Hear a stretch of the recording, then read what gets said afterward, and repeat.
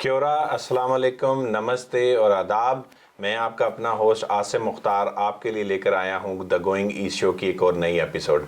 आज के हमारे जो मेहमान हैं उनसे मिलकर दिली खुशी होती है। कम्युनिटी लीडर हैं, एक्टिविस्ट हैं, बहुत अच्छा काम कर रहे हैं, हर दिल अजीज़ शख्सियत हैं और हमारी बड़ी खुशकिस्मती कि उन्होंने आज हमें टाइम दिया है। आइए तो उनसे बात करते हैं, उनके बारे में जानते हैं। बहुत डाइवर्स काम कर रहे हैं, बहुत सारी फील्ड्स के अंदर काम कर रहे हैं और बहुत ही अच्छा काम कर रहे हैं। तो आज के हमारे मेहमान हैं फ़ारूक गुल केसरानी। अस्सलाम वालेकुम फ़ारूक भाई, क्या हाल चाल है, कैसे हैं? थैंक यू वेरी मच आपका टाइम देने का। नहीं, माय प्रिविलेज कि आपने मुझे बुलाया और आपने मेरी कुछ थोड़ी ज़्यादा तारीफ़ कर दी। No thanks for that. Sir, तारीफ़ तो बनती है और माशाल्लाह बहुत अच्छा काम कर रहे हैं। आपके जितना काम है उसके बारे में हम बाद में आएंगे, लेकिन आपको बताता चलूं कि हमारा जो आज का शो है या हमारा जो ये शो है, इसका फॉर्मेट ये है कि हम इसको 3 हिस्सों में डिवाइड करते हैं और हम स्टार्ट करते हैं राइट इन द बिगनिंग।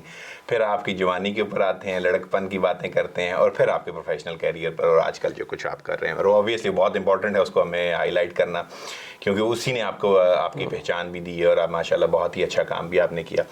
तो हम ऑल द वे जाते हैं फ़ारूक गुल केसरानी के बिल्कुल बचपन में। कहाँ पैदा हुए और कितने बहन भाई थे? बर्थ हुई मेरी डेरा गाज़ी ख़ां में, जो कि इंटीरियर पंजाब है पाकिस्तान में। और आई थिंक मैं 3rd क्लास में था जब हम लाहौर चले गए। फिर मेरा ब्रॉट अप एजुकेशन सारी लाहौर में है। Central model school, then Forman Christian college Lahore से, देन यूनिवर्सिटी। तो लाहौर में मेनली ब्रॉट अप, सारी एजुकेशन लाहौर में। 4 टोटल बहन भाई, 3 हम भाई हैं और एक सिस्टर हैं। They all are in Lahore. बड़े भाई एक्चुअली कराची में हैं, उनका अपना टेक्सटाइल का बिज़नेस है। बाकी एक भाई, एक सिस्टर वो लाहौर में हैं। और fortunately I am here in my new homeland. माशाल्लाह। व्हेन यू वर ग्रोइंग, तो कौन सबसे ज़्यादा शरारती था बहन भाइयों में? आप थे या आपके दूसरे बहन भाई शरारती थे ज़्यादा? By a big margin it was me. To the extent कि जब मुझे स्कूल में दाखिल कराया गया उस वक्त एज होती थी 5 साल। तो मैं जब 3 साल का था तो जो वालदा बताती हैं कि जी मैंने सामने वाली एक दुकान से एक साइकिल रेंट पर लेनी छोटी सी। अच्छा। और मैंने सारा दिन गलियों में साइकिल चलानी। तो वो लोगों ने आके पेरेंट्स से कहा भाई ये बहुत छोटा है, अभी 3.5-4 साल का है, तो ये डेंजरस है। फिर उन्होंने कहा कि अब इसको क्या करें, इसको स्कूल में एडमिशन कराते हैं। अच्छा। तो उस टाइम स्कूल में एडमिशन होता था 5 साल का। तो जब मुझे स्कूल में एडमिशन कराया गया आई वाज 4। अच्छा। So I was very active. That continued आगे लाइफ में भी। जब टीनेजर में आए तो उस टाइम भी लाहौर में हमारी पतंगें बहुत उड़ती थीं, बहुत शौक़ था पतंगे उड़ाने का। उसके बाद गलियों में लाहौर में क्रिकेट होती थी। Same I think India and Pakistan बहुत क्रिकेट बहुत खेली, फुटबॉल खेली, हॉकी खेली। तो लाइफ काफ़ी एक्टिव गुजारी उस टाइम में। माशाल्लाह। सीजन्स आया करते थे क्रिकेट के, कभी क्रिकेट हो रही है, कभी हॉकी हो रही है, डिपेंड करता था जिस मौसम है उसके हिसाब से जो है। जैसे अब अगर आप बसंत की बात करते हैं तो वो फरवरी मार्च लाहौर के अंदर, तो बसंत मनाई है, खूब मनाई है? बसंत हमने बहुत मनाई। हम सारी रात पतंगे उड़ाते थे, सुबह तक पतंगे उड़ती थीं। और वो एक फेस्टिवल होता था ऐसे कि उसके लिए पूरी तैयारी होती थी। फिर ये होता था कि बसंत की रात पे खाने क्या बनने हैं। फिर छत के ऊपर वो हमने एक छोटी सी अंगीठी लगानी, बारबेक्यू बनाना। वो माहौल बहुत डिफ़िकल्ट है एक्सप्लेन करना उन लोगों के लिए जिन्होंने वो चीज़ नहीं देखी। And we miss that. बिल्कुल ऐसा ही। और मेरा ख्याल है कि इस किस्म की सेलिब्रेशंस जो हैं या फेस्टिवल्स जो हैं वो होते रहने चाहिए। पाकिस्तान में अनफॉर्चुनेटली इसको बंद कर दिया गया फॉर सेफ्टी रीज़न। यस, उन्होंने बंद कर दिया, लेकिन उसके सेफ्टी मेजर्स हो सकते हैं। I mean it's a long big debate. लेकिन यस अनफॉर्चुनेटली बंद हो गया। लेकिन ऐसे festival I believe, I agree with you कि होने चाहिए, क्योंकि इससे कम्युनिटीज़ इकट्ठी होती हैं। इससे एक फेस्टिविटी का एक सीज़न आता है, एक फ़ील आती है। और वो जो फ्रस्ट्रेशन है लोगों में दिन और रात की, काम की, चलें एक थोड़ी सी डाइवर्जन मिलती है। आई थिंक इस टाइप के फेस्टिवल होने चाहिए। जवानी और लड़कपन के दिन लाहौर में गुजारे और फॉर्मन क्रिश्चियन कॉलेज आपने बताया। Forman Christian college. क्या पढ़ा आपने? कौन मतलब सब्जेक्ट्स क्या थे आपके? सब्जेक्ट्स मेरे रहे शुरू से ही इकोनॉमिक्स, मैथमेटिक्स एंड स्टैटिस्टिक्स। अच्छा। तो बीएससी भी मैंने इन्हीं में की। और मुझे इकोनॉमिक्स बहुत अच्छी लगती थी, मैथमेटिक्स मेरा बहुत अच्छा था। अनफॉर्चुनेटली उसके बाद मैंने कभी उसको ट्राई भी नहीं किया अच्छा। After graduation. सो बीएससी मेरी मैथमेटिक्स में थी और इकोनॉमिक्स में कम्बिनेशन। और उसके बाद फिर लॉ की तरफ चले गए। सही। लॉ की तरफ इसलिए गए कि I am a third generation in the legal field. मेरे वालिद भी लॉयर थे और जो मेरे दादा थे वो उस ज़माने में, गोरे के ज़माने में, उस ज़माने में वो तहसीलदार होते थे। अच्छा। तो उस ज़माने में तहसीलदार भी kind of quasi judicial role. So I am a third generation. और अब मेरी जो बेटी है, she is quite keen to go into the legal, she is in the high school. तो she will be the fourth generation, hopefully. एक शरारती बच्चा जो 3-3.5 साल की उम्र में गलियों में साइकिल भगा रहा है, एकदम से माशाल्लाह, कैसे आप जैसे कहा कि मैं मैथ में बहुत अच्छा था, इकोनॉमिक्स मेरी पसंदीदा, ये वो सब्जेक्ट्स हैं जिनसे लोग मीलों दूर भागते हैं। तो कैसे इनसे दोस्ती हुई, या ये गॉड गिफ्टेड था, या पेरेंट्स ने आपको मोटिवेट किया कि पढ़ना है, आगे जाना है? नहीं, पेरेंट्स का उसमें इतना नहीं था, बस ये थोड़ा सा अपना शौक़ था। फिर पाकिस्तान में उस टाइम में क्या था, बल्कि एक्चुअली अभी भी है, कि दोस्तों की देखा देखी, भाई मेरा ये दोस्त कर रहा है तो मैंने भी यही करना है, काइंड ऑफ वो भी था। और बस अपने शौक़ से उसमें आगे जो भी किया, एक्सेल किया। पेरेंट्स की ओपिनियन आई एक्चुअली ग्रेजुएशन के बाद। तो वालिद साहब ने कहा कि भाई अब आपने कर ली बीएससी, तो अब आपने क्या सोचा है, व्हाई नॉट जॉइन मी। अच्छा। तो फिर ये कि उस आपके घर में एक माहौल होता है, अगर आपके घर में लॉ है तो लॉ का भी एक माहौल होता है, उससे थोड़ी सी सेंस थी। Then I said okay, I will go for law. फिर मैंने 95 में लॉ किया और फिर मेरी रजिस्ट्रेशन हुई पंजाब बार काउंसिल में। और फिर लॉ करने के बाद लॉ कंप्लीट जब हो गया, फिर भाई मेरा होता था टेक्सटाइल में। अच्छा। उसने अमेरिका से एमबीए किया, जॉर्जिया टेक यूनी से। तो वो एक इंस्पायरेशन थी कि यार मुझे भी कुछ ऐसा ही करना चाहिए। सही। तब फिर मैं चला गया एमबीए में। अच्छा। तो फिर मैंने एमबीए कंप्लीट किया 98 में, आफ्टर कंप्लीटिंग लॉ। तो आपने ग्रेजुएशन इकोनॉमिक्स मैथ्स उसके अंदर की, और फिर एलएलबी किया, और फिर एमबीए किया? जी बिल्कुल ऐसे ही किया, बस अपने शौक से किया। माशाल्लाह। जवानी जो है बड़ी मुश्किल दिन भी होते हैं, कभी लड़कियों के पीछे भागे, कभी गए, या कभी कोई ऐसी? ये तो आपने मुश्किल में फंसा दिया। बस जो जवानी में होता है, लेकिन उस टाइम हमारा ज़्यादा होता था दोस्तों के साथ, क्योंकि उस ज़माने में आपके ये कंप्यूटर्स, ये गेम्स एक्टिविटीज़, स्क्रीन्स नहीं थी, ज़्यादा फिज़िकल इंटरेक्शन था दोस्तों के साथ। तो दोस्तों के साथ बस क्रिकेट खेलनी है, कभी कोई मैच हो रहा है, कभी पतंगबाजी हो रही है, कभी खाने पे जा रहे हैं, तो ज़्यादा एक्टिविटी दोस्तों के साथ। बेफिक्री की दुनिया थी यार। बेफिक्री की दुनिया। शादी लव मैरिज है या अरेंज मैरिज? शादी मेरी लव मैरिज है। अच्छा।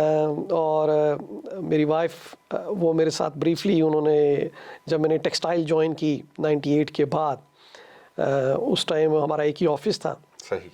और शादी मेरी लव मैरिज है। And I feel pride on my wife, क्योंकि she is an ideal wife, ideal mother.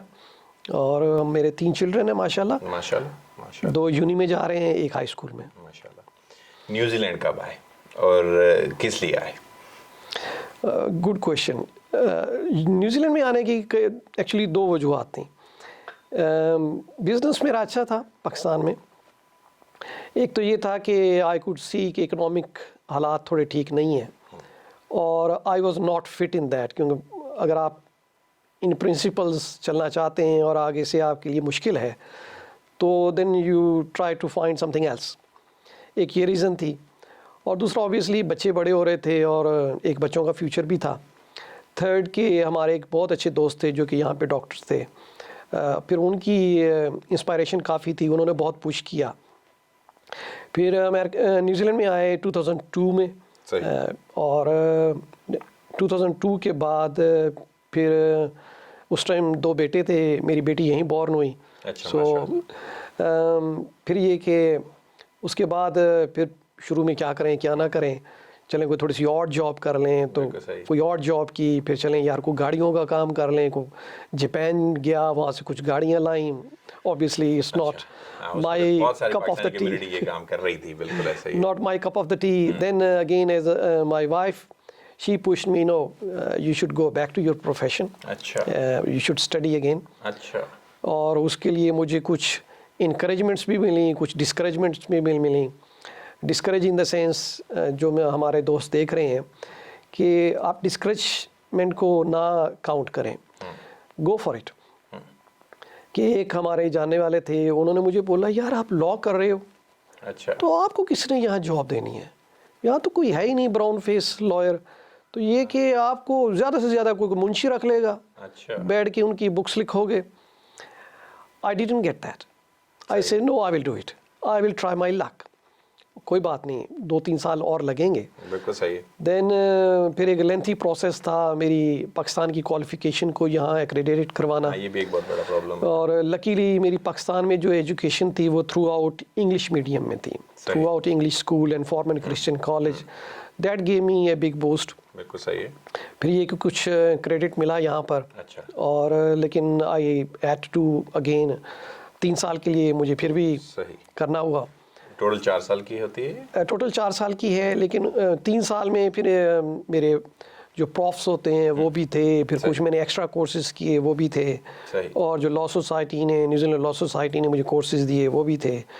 कुछ मैंने exam directly New Zealand law society को दिए, सही। और कुछ मैंने यूनिवर्सिटी ऑफ ऑकलैंड से दिए। बिल्कुल ठीक हो। तो यूनिवर्सिटी ऑफ ऑकलैंड से फिर मैंने LLB काइंड ऑफ कंप्लीट किया फिर से 2017 में। अच्छा, और कब स्टार्ट किया था आपने? मैंने किया 2005 में। अच्छा, और इतना स्पैन हुआ, आहिस्ता आहिस्ता स्लो करते? हाँ, आहिस्ता आहिस्ता मैं करता नहीं, एक्चुअली मैंने फुल टाइम किया फैमिली के साथ, तो अपनी जो कोई सेविंग वगैरह थी वो भी लगाई। अच्छा। तो लेकिन ये कि फैमिली की काफ़ी सपोर्ट थी, वाइफ की काफ़ी सपोर्ट थी, बच्चे बहुत छोटे थे, और एक आप में अगर जज्बा है मैंने कुछ करना है तो आपने करना है। ये बहुत इम्पोर्टेंट है, बहुत ही इम्पोर्टेंट है कि जज्बा जो है, और माशाल्लाह आपने इतनी सारे मुश्किलात के साथ साथ इतनी ज़्यादा बिज़ी होने के बावजूद भी आपने जो है वो करते रहे, वरना बहुत सारे लोग मेरे जैसे आते हैं छोड़ के भाग जाते हैं। तो कैसे कमिटमेंट कैसे रखी इतना अरसा? कमिटमेंट एक ऑब्वियसली एक फैमिली थी, थोड़ा सा कुछ एडवांटेज ये भी था कि आपके पास, मेरे पास थोड़े फाइनेंसेस भी थे, लेकिन at the end of the day mainly आप पे डिपेंड करता है कि आपने सोचा क्या है, आप कमिटेड कितने हैं कि मैंने ये चीज़ करनी है, मैंने ये चीज़ करनी है, और वो मैंने की। उसके बाद ना सिर्फ ये कि मैंने जो रिक्वायरमेंट थी वो की, बल्कि उसके बाद मैंने कुछ एक्स्ट्रा कोर्सेज भी किए। अच्छा। क्योंकि मैंने रियलाइज़ किया कि ऑब्वियसली मेरी स्कूलिंग डिफरेंट है, एजुकेशन डिफरेंट है, एक्सेंट डिफरेंट है, तो यहाँ लोकल को compete करने के लिए you have to be 1 step ahead, rather actually 2 step ahead। बिल्कुल सही है। तो फिर जब मैंने लॉ कर लिया, उसके बाद पता नहीं 100 से ज़्यादा एप्लीकेशंस दी, और एक बार मुझे याद है कि एक रिक्रूटमेंट एजेंट ने मुझे बोला कि आई एम सॉरी कि यहाँ का जो रिक्वायरमेंट है इज़ मोर ऑफ यहाँ का लोकल एक्सपीरियंस क्या है, बिल्कुल सही। और फिर ये कि यहाँ की एजुकेशन कितनी है, और इंग्लिश लैंग्वेज एंड एवरीथिंग, मतलब कल्चर को कितना समझते सारा हैं, समझते हैं। सारा कुछ। बिल्कुल सही। तो मैंने उसे एक चीज़ बोली, मैंने कहा अगर तो आपका क्राइटेरिया इंग्लिश स्पीकिंग है, then probably my 5-year-old child is better than me. अच्छा। लेकिन आप क्या मुझे इंग्लिश के लिए हायर कर रहे हैं या मेरी स्किल्स के लिए हायर कर रहे हैं? Intelligence. She didn't have the answer, but I got the answer कि नहीं, I will have to do something extra. बिल्कुल सही है। फिर जो मैंने किया, फिर वो कुछ क्रिमिनल लॉ के एक्स्ट्रा पेपर्स थे, फिर वो मैंने कंप्लीट किए। पहली पोजीशन मेरी लगी as a deputy registrar Monaco district high court, और ये सॉरी मोनाको डिस्ट्रिक्ट कोर्ट। ये कौन सी ईयर की बात है? ये 2017 की बात है। 2017। और कितना अर्सा हो गया था आपको अपने कोर्सेज वगैरह कंप्लीट किए हुए? मुझे हो गया था कोई अबाउट 5 months। अच्छा। 5 months में मेरी को 100+ एप्लीकेशंस थी। अच्छा। और जब मैंने होप लूज़ कर दी, सडनली मुझे एक दिन शाम को कॉल आई, आर यू अवेलेबल? मैं कहा जी। आपने एक एप्लीकेशन दी थी, अब मुझे खुद भी नहीं था याद मैंने कहाँ दी है।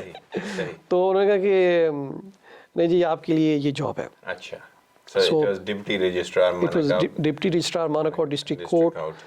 फिर वहीं से I got picked from ministry of primary industries. उस टाइम में होता था मैफ एग्री। सही। तो वो भी ऐसी कॉल आई कि वी आर इंटरेस्टेड। अच्छा, तो वो फिर आपने मैंने अप्लाई किया था या दे जस्ट लुक? नहीं अप्लाई किया था, लेकिन बहुत पहले किया था। सही। सेम सिनेरियो कि उनकी कॉल आई कि नहीं वी नीड, और वो रिक्रूटमेंट एजेंट के थ्रू था। फिर 2018 से 2012 तक फिर मैं मिनिस्टर ऑफ प्राइमरी इंडस्ट्री के साथ 2008 से 2012। 2008 से 2012। अच्छा, क्योंकि आपने पहले भी एक ईयर जो है उसमें वो 2017 बोला है। नहीं सॉरी नहीं 2008 से 2012। अच्छा। तो फिर मैं उनकी एनफोर्समेंट डिवीजन में रहा, फिर मैं उनके बायोसिक्योरिटी डिवीजन में रहा, सही। फिर उनके मैं लिटिगेशन में आया। अच्छा। फिर 2012 में आई जॉइन न्यूजीलैंड पुलिस अच्छा, माशाल्लाह। एज ए प्रोसिक्यूटर, सही। और it was kind of dream job for me. अच्छा। और बड़ा मेरा शौक था कि मैंने पुलिस में ज्वाइन करना है और सम डिफरेंस मेक करना है। सही। तो एम्बिशंस कहाँ से पता लगा कि prosecutor is something which can bring a change into the community? मतलब जैसे अब मैं नया आया हूँ, 5-7 साल हो गए हैं, but I still do not know where to go, कहाँ जाना है, कौन सी ऐसी चीज़ें हैं जो कम्युनिटी की लाइफ में चेंज लेके आ सकती हैं या बेटरमेंट कर सकती हैं। तो कैसे पता था कि प्रोसिक्यूटर बनना है पुलिस के अंदर? जब मैंने 2007 में डिस्ट्रिक्ट कोर्ट ज्वाइन की तो डिप्टी रजिस्ट्रार मेरी जो थी जुरिस्डिक्शन थी वो थी क्रिमिनल लॉ, क्रिमिनल जुरिस्डिक्शन। वहाँ से जब मैंने देखा कि जो आपके प्रोसिक्यूटर्स हैं उनकी कितनी से है और वो किस तरह चीज़ों को रिजॉल्व करते हैं in the interest of the victims, community people, because prosecution means you are the guardian of the public interest, अच्छा। Not a private interest. So वो मेरी इंस्पायरेशन थी। फिर वहीं से ministry of primary industries, again उसमें बायोसिक्योरिटी कि आप पब्लिक इंटरेस्ट देख रहे हैं कि मुल्क में कौन आ रहा है कौन नहीं आ रहा। फिर यही चीज़ पुलिस में लेकर गई। एंड आई बिलीव कि I really enjoy my job. You really make difference. Absolutely wonderful. Layman मेरे जैसे बंदे को प्रोसिक्यूशन क्या है, प्रोसिक्यूटर क्या काम करता है, उसके बारे में ज़रूर बताइए। प्रोसिक्यूशन ऐसे है कि जैसे पुलिस है या इन्वेस्टिगेशन है किसी भी डिपार्टमेंट की, उन्होंने एक क्राइम पकड़ा, क्राइम को उन्होंने इन्वेस्टिगेट किया, इन्वेस्टिगेट करने के बाद उन्होंने देखा कि क्या क्या एविडेंस रिक्वायर है, उन्होंने एक केस बनाया, इस पॉइंट पर वो फिनिश हो जाते हैं। अच्छा। फिर आता है प्रोसिक्यूटर। प्रोसिक्यूटर का काम ये है कि वो उनकी इन्वेस्टिगेशन को देखता है, फिर उस इन्वेस्टिगेशन का एक केस प्रिपेयर होता है, उसको फिर वो कोर्ट में लेके जाता है। कोर्ट में लेके जाने के बाद फिर उसकी कोर्ट हियरिंग स्टार्ट होती हैं, वो एक डिफरेंट लेंथी प्रोसेस है। फिर सारी चीज़ें प्रोसिक्यूटर डील करता है, एविडेंस क्या है, इसको लिटिगेट कैसे करना है, ट्रायल कैसे चलना है। So that's what exactly I am. अच्छा, इसको आसान लफ्ज़ों में ये कह सकते हैं कि आप you are fighting on behalf of government, और आप उस गवर्नमेंट के वकील जिसको हम कहा करते हैं। जी हाँ, जिसको पब्लिक प्रोसिक्यूशन भी कहते हैं और इसको पुलिस प्रोसिक्यूशन भी कहते हैं, सम टाइम क्राउन प्रोसिक्यूशन भी कहते हैं। तो ये मेरी जॉब है कि मैंने जो कम्युनिटी और पब्लिक है, मैंने उनके इंटरेस्ट को सेफ गार्ड करना है कोर्ट्स के अंदर। बिल्कुल ठीक हो गया। और क्रिमिनल्स के साथ भी आपका वास्ता रहता है? बहुत बार वास्ता पड़ता है। कई बार तो ऐसी सिचुएशन होती है, एक बार मैं कोर्ट पे हूँ, दो लोगों ने मुझे अप्रोच किया, 6 फीट प्लस बिग पीपल, कि ये हमें गलत पकड़ा है पुलिस ने। अच्छा। तो उन्होंने जब कोर्ट में शोर मचाया तो जज ने मुझे कहा कि mister Kejrani, can you please go and listen to them, what's the issue. तो उनका कोई लॉयर भी नहीं था, मैं बाहर आया तो वो दोनों मेरे पास आ गए और उन्होंने कहा कि जी ये गलत हुआ है और हमें गलत पकड़ा गया। तो मैंने कहा अच्छा मैं देखता हूँ। तो मैं गया, मैंने सिस्टम को चेक किया, आई गॉट द रिपोर्ट्स। तो उसमें उनकी बात किसी हद तक ठीक थी। मैं कहा यू डोंट वरी, मैं ये चार्ज जो है ये विड्रॉ कर रहा हूँ क्योंकि मैंने नोट कर लिया कि ये मिस्टेक हुई है। सो दे वर रियली हैप्पी। मैंने रियलाइज़ नहीं किया कि क्या इशू क्या है कि जब मेरी तरफ मैंने देखा कि वो कोई कोर्ट के 7-8 सिक्योरिटी गार्ड्स जो हैं वो बिल्कुल मेरे करीब आए हुए, लेकिन उन्होंने मुझे अप्रोच नहीं किया, लेकिन मैंने ऑब्ज़र्व किया कि वो मेरे काफ़ी करीब है। तो जब वो 2 लोग चले गए तो मैंने उनसे पूछा, मैं कहा क्या रीज़न थी, आप क्यों इस तरह गैदर हुए थे मेरे पास? तो कहते सर आपको रियलाइज़ नहीं है, ये जो लोग हैं ये उस गैंग के एनफोर्सर्स हैं और ये जो आदमी है इसके ऊपर इस टाइम भी एक्टिवली मैन स्लॉटर का चार्ज है। अच्छा। So they are very dangerous people. हमें कंसर्न था ये प्रोसिक्यूटर को क्यों अप्रोच कर रहे हैं। तो इस टाइप के हालात बीइंग ए प्रोसिक्यूटर आपको फेस करने पड़ते हैं। कई बार आपको बड़े थ्रेटनिंग मैसेजेस भी मिलते हैं कोर्ट में, आपको लोग इस तरह के मैसेजेस भी बॉडी जेस्चर्स देते हैं। But I mean if you are committed you are committed. मेरा ख्याल था सिर्फ पाकिस्तान इंडिया में यही होता है कि वहाँ पे जो गवर्नमेंट प्रोसिक्यूटर्स हैं उनके ऊपर इस किस्म के थ्रेट्स आते हैं लोग वहाँ पे। खैर इसके ऊपर तो हम बात करते रहेंगे। कम्युनिटी के अंदर कैसे आपने काम स्टार्ट किया? बहुत ज़्यादा नाम है, स्पेशली पाकिस्तान एसोसिएशन के अंदर आपका बहुत नाम है। उसके अलावा एथनिक कम्युनिटीज़ के जितने भी रिप्रेजेंटेटिव हैं आपको बहुत हाई रिगार्ड करते हैं। तो कहाँ से और कब जो है ये कम्युनिटी सर्विसिंग का काम शुरू किया? देखिए, हज़रत अली का फरमान है कि जब अल्लाह आपको रिस्क ज़्यादा दे तो समझ जाएं कि जो रिस्क आपकी ज़रूरत से ज़्यादा है वो किसी की अमानत है। माशाअल्लाह। उस अमानत को वापस करें। तो रिस्क सिर्फ ये नहीं होता कि आपके पास पैसे हैं, रिस्क ये भी होता है कि आपके पास पोजीशन है, आपके पास अच्छी औलाद है, आपके पास टाइम है या नॉलेज है। मैंने भी ये रियलाइज़ किया कि मेरे पास अल्लाह ने अगर कोई चीज़ दी है, नॉलेज है या कुछ भी है, इसको शेयर करना चाहिए। एक तो ये मेजर रीज़न थी। सेकंड रीज़न ये थी कि पाकिस्तान एसोसिएशन उस तरह लीड नहीं थी कर पा रही जिस तरह की और कई इफ़ेक्टिव एसोसिएशंस हैं न्यूजीलैंड के अंदर। और जब मैंने अपनी पब्लिक कैपेसिटी में डिफरेंट इवेंट्स या ऑर्गेनाइजेशन के इवेंट्स में जाना शुरू किया, then I realise how effective they are और हम में क्या क्या कमियां हैं जो हम दूर कर सकते हैं। देन आई थॉट नो, ये बाहर बैठ के एतराज़ करना ये सोल्यूशन नहीं है। मुझे उसके अंदर जाना होगा और देखना होगा कि क्या इश्यूज़ क्या हैं।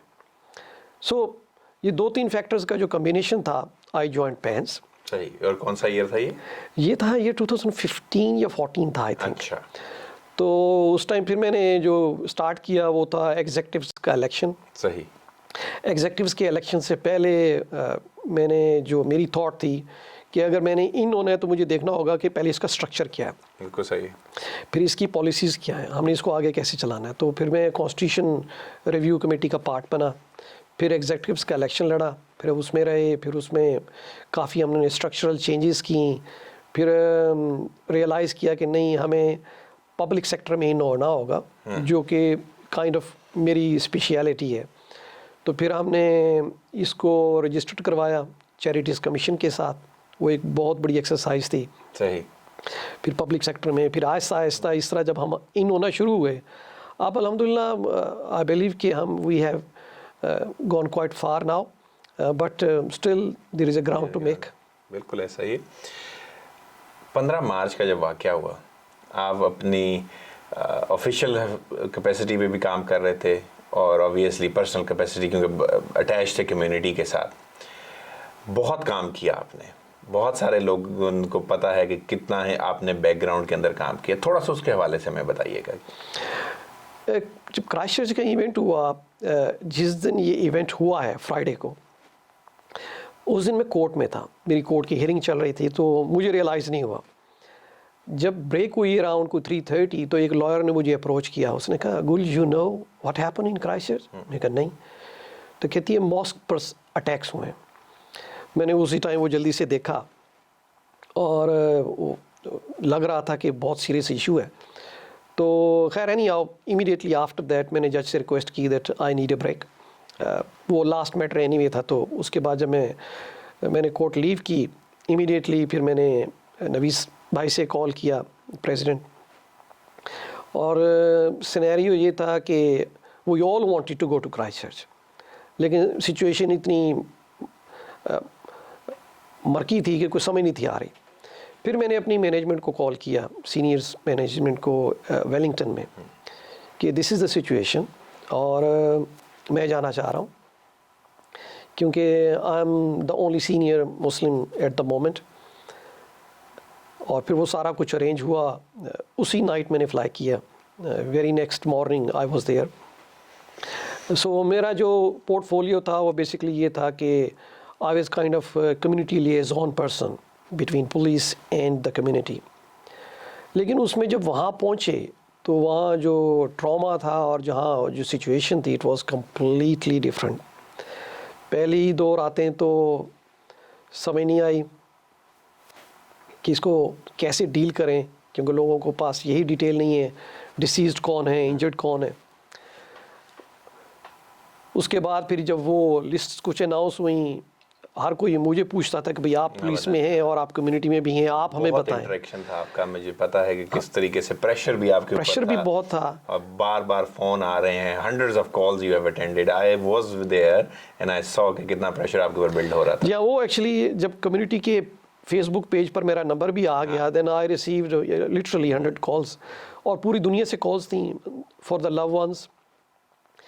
जो पुलिस कैपेसिटी में जो रियल इश्यूज थे, हाउ टू बैलेंस इट, क्योंकि उसमें फॉरेंसिक्स इश्यूज थे, उसमें पोस्टमार्टम इश्यूज थे, उसमें जब बुलेट्स लगी हैं, बॉडी पार्ट्स उनके इश्यूज थे, बहुत सारे ऐसे टेक्निकल इश्यूज थे कि जिसकी वजह से हम उस टाइम लिस्ट को अनाउंस नहीं थे कर सकते. लेकिन community obviously they don't understand those issues. So वो एक बड़ा मुश्किल एक्सरसाइज थी इस चीज़ को बैलेंस रखना. फिर और इश्यूज थे, जैसे हाई कमीशंस हैं डिफरेंट कंट्रीज़ के, उन्होंने बॉडीज़ एक्सपेट्रिएट करनी है, फिर उनको भी जैसे ऑस्ट्रेलियन, बांग्लादेश हाई कमीशन, वहाँ के लोग आए कि जी हमारे लोग मिसिंग हैं. फिर I was approach by Malaysian high commission, फिर टर्की का एम्बेसी के, फिर वो पीपल आए, कतर के लोग आए. So that was a different aspect कि ना सिर्फ आप कम्युनिटी को डील कर रहे हैं बल्कि आपने उनको भी. मेरा ख्याल है on behalf of the community I would really like to say thank you to you.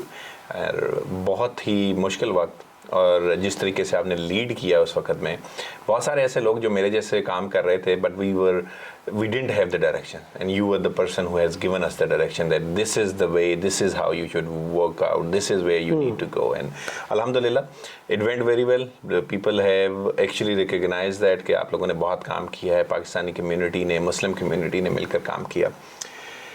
Last year 2019 में ऑस्ट्रेलियन बार का हमारे को खबर आई थी, उसके बारे में हमें बताइएगा. या वो बस आपके अंदर जैसे एक होता है, हर पर्सनैलिटी डिफरेंट है. पर्सनली मेरे अंदर होता है कि नहीं यार, वो I need to do something extra. आप स्टैटिक ना हो जाएं. बिल्कुल सही. खड़ा पानी भी स्मेल कर जाता है. तो वो ये था कि ऑस्ट्रेलियन बार जो है, विक्टोरियन सुप्रीम कोर्ट, मुझे वहाँ भी अपना एनरोलमेंट करवानी है. अच्छा. तो फिर बस वो शौक़ चढ़ा, फिर मैंने वो प्रोसेस किए, फिर जो एक्सपीरियंस था उसकी सबमिशंस हुई, वो एक अलग से लेंथी प्रोसेस था. तो लेकिन फिर ये कि मेरी एडमिशन हो गया विक्टोरियन सुप्रीम कोर्ट मेलबर्न में. माशाल्लाह. तो अल्हम्दुलिल्लाह इस टाइम में I am privileged to actually have a status कि मैं 3 मुल्कों में प्रैक्टिस कर सकता हूँ. माशाल्लाह. Pakistan, New Zealand and Australia. माशाल्लाह. स्टार्ट किया कि जहाँ पे जब आप न्यूजीलैंड आए तो मोस्ट प्रोबेबली आपकी प्रोफेशनल डिग्री को कोई रिकग्नाइज नहीं करता था यहाँ पे, और आज आप माशाल्लाह 3 मुल्कों के अंदर जो है वो कर सकते हैं प्रैक्टिस अपनी. रिसेंटली काउंसिल ने आपको अपने एडवाइजरी बोर्ड के ऊपर जो है अपॉइंट किया है, और बहुत खुशी की खबर है बहुत सारी कम्युनिटी, हमारी कम्युनिटी के लिए स्पेशली, कि आप एज अ एडवाइजरी फिगर वहाँ गए. उसके बारे में हमें बताइएगा. जी, जैसे मैंने पहले बोला कि जब मैंने पेंस ज्वाइन की, मेरा यही था कि इसमें हमारे स्ट्रक्चर्स वो कैसे चेंज हो सकते हैं, पॉलिसीज़ किस तरह हम इसको ऊपर लेकर आ सकते हैं. So public sector city council was one की एलिमेंट. फिर उसी सेंस में जब ये पोजीशन निकली तो मैंने application the. It was lengthy process, 3-4 stages थी उसकी. Finally I got it.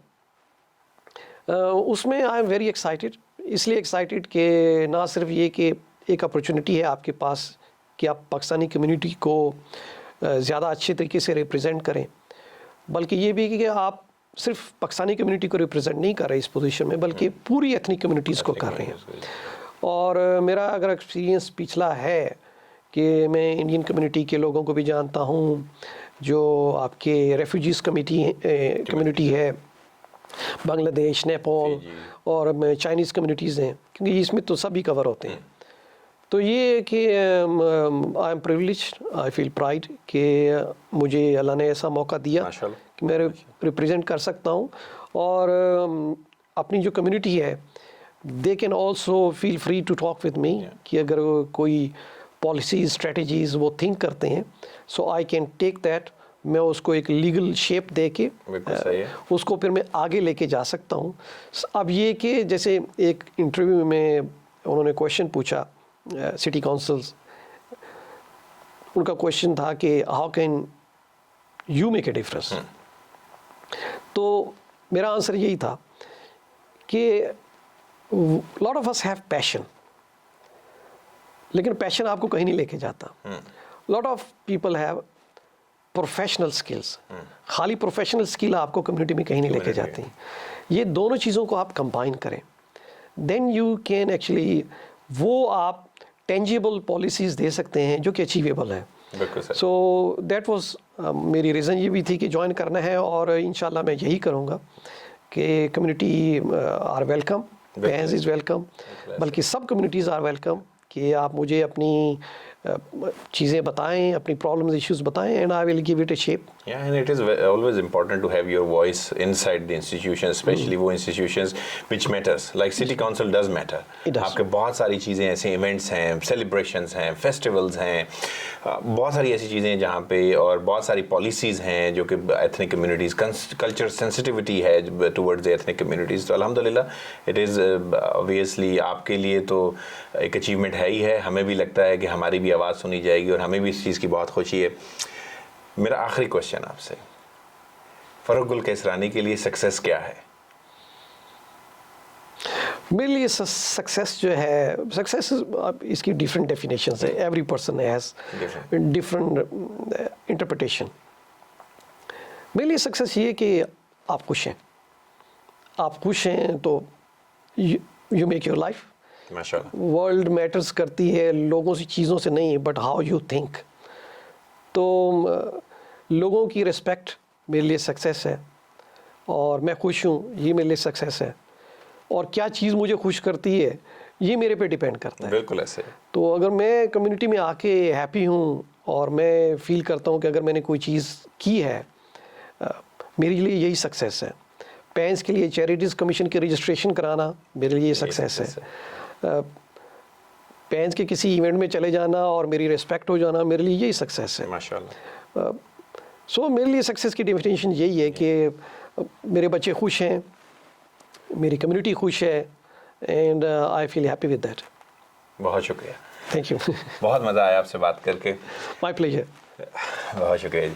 नाजरीन आपने देखा होगा कि कितनी ही नाजरीन आपने देखा होगा कि कैसी अच्छी गुफ्तगू ही है हमारी फ़ारूक गुल कैसरानी से। और मेरा ख़्याल है कि सक्सेस वाकई खुशी है, और ख़ुशी आपको किस चीज़ से मिलती है? खुशी जो असल हकीकी खुशी है वो आपको मिलती है कम्युनिटी की खिदमत करके। जैसे फ़ारूक गुल कैसरानी साहब ने कहा कि अगर अल्लाह ने, रब ने आपको रिस्क दिया है, जिसमें रिस्क सिर्फ ये नहीं है कि पैसा आपके पास अवेलेबल, अगर आपके पास टाइम है, अगर आपके पास ताकत है, अगर आपके पास हिम्मत है, नॉलेज है, और आप अगर उस नॉलेज को, उस ताकत को, उस वक्त को इसलिए बरूएकार ला सकें कि किसी का भला हो सके, तो मेरा ख्याल है ये असल सक्सेस है। ना कि ये असल सक्सेस हो कि जो आपके पास 14 गाड़ियां हैं या बड़े बंगले हैं, ये सक्सेस नहीं है। और अगर आपको इस चीज़ को सक्सेस मानता है तो वो लॉन्ग लास्टिंग सक्सेस नहीं है। आप अगर देखें जितने भी बड़े लोग हुए हैं इस दुनिया के अंदर, वो सब के सब अपनी खिदमत की वजह से, अपनी कम्युनिटी वर्क की वजह से जो है उन्होंने सक्सेस हासिल की, और उनका नाम जो है वो रहती दुनिया तक रहेगा। अपना बहुत ख्याल रखिएगा, और हमारी मुलाकात होगी अगले ट्यूसडे 7:30 पर।